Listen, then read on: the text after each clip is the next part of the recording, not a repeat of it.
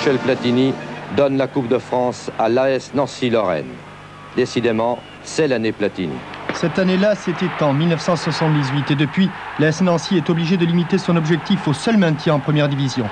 Pourtant, à l'instar du maire de Nancy, la Lorraine aimerait entendre à nouveau des cris de victoire. On a gagné, on a gagné, on a gagné, on a gagné.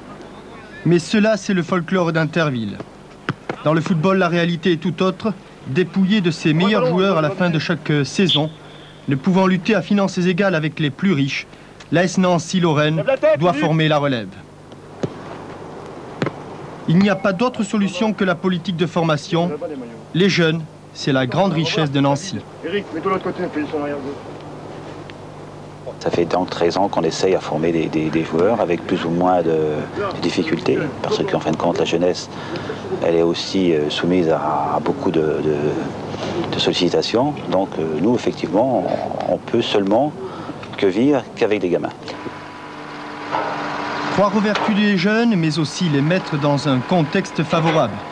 L'AS Nancy-Lorraine dispose d'un complexe sportif qu'elle améliore au cours des ans et que bien peu de clubs peuvent se vanter d'avoir. À Nancy, si le classement est parfois préoccupant, on trouve dans le travail d'autres motifs de satisfaction.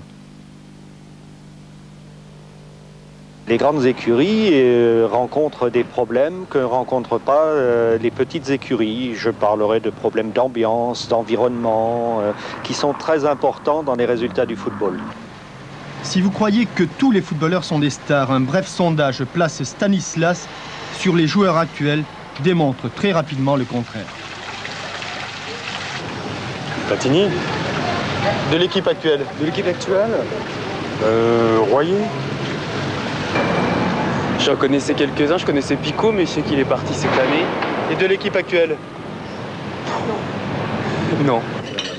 Être anonyme ne veut pas dire être résigné. À quelques heures du coup d'envoi, pendant le poulet spaghetti, les joueurs nancéens pensaient sans doute à Battiston, Tigana et Lacombe.